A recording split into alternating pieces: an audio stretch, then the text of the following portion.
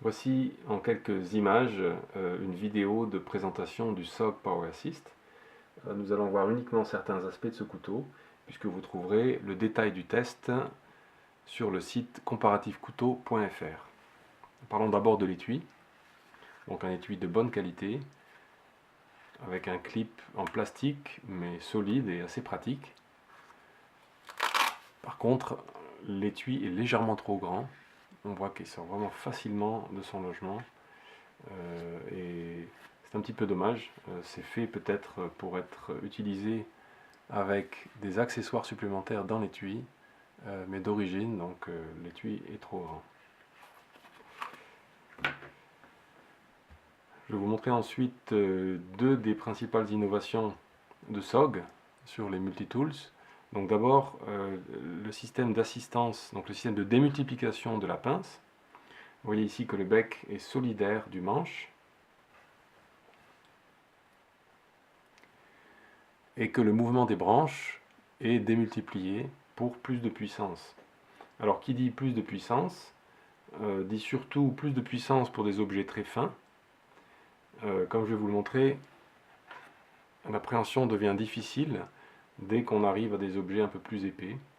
Alors par exemple, ici un écrou de 12, qui est quand même assez fréquent. Alors vous voyez que dès 12 mm, l'angle que forment les branches est assez important. On est proche de 40 degrés. Et l'appréhension du fait du manque de grippe du manche est assez difficile. Non seulement le manque de grippe, mais également l'extrémité du manche avec ces embouts très saillants qui viennent gêner dans la paume de la main dès qu'on doit serrer quelque chose. Alors on voit ici, ça devient vite douloureux. Voilà, la pince demeure quand même bien construite. Vous voyez ici le système d'engrenage.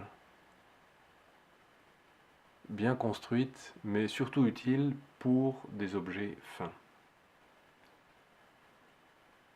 La deuxième innovation de SOG est le système de déploiement des lames.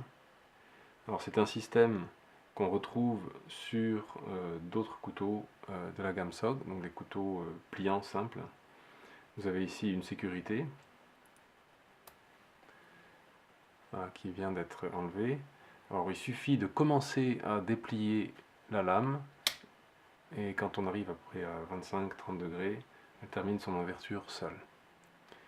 Donc là vous avez ici une lame simple, lisse, qui, à part un petit jeu latéral, est utilisable et quand même d'assez bonne qualité.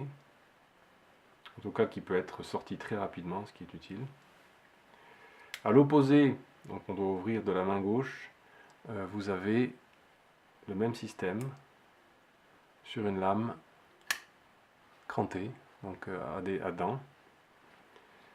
Également aussi donc de bonne taille, toujours le même jeu latéral, mais ça reste très utilisable. Je vais vous montrer ensuite les accessoires supplémentaires. Donc vous avez donc d'un côté sur une branche donc aucune lame si ce n'est les lames lisses et crantées.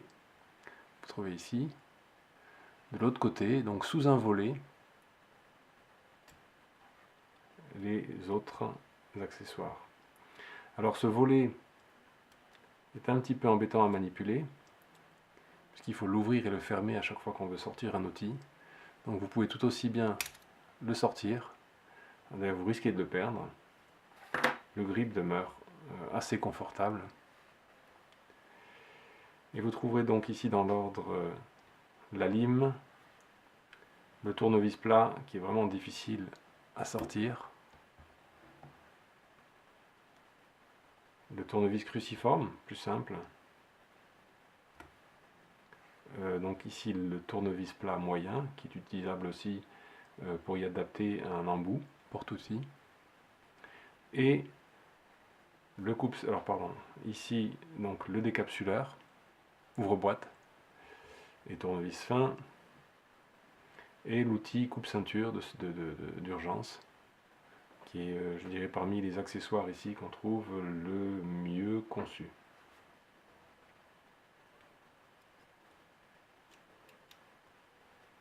Voilà.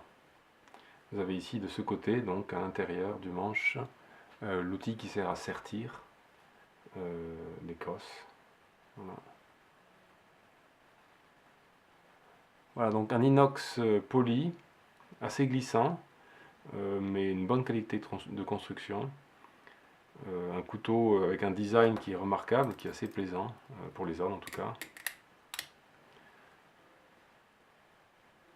Mais qui reste limité en termes d'ouverture de la pince et limité dans la qualité des accessoires que vous trouverez. Donc un couteau à recommander si vous utilisez la pince par exemple en pince coupante pour du fil ou pour des objets de faible section, et si vous avez surtout besoin d'utiliser les lames régulièrement et rapidement.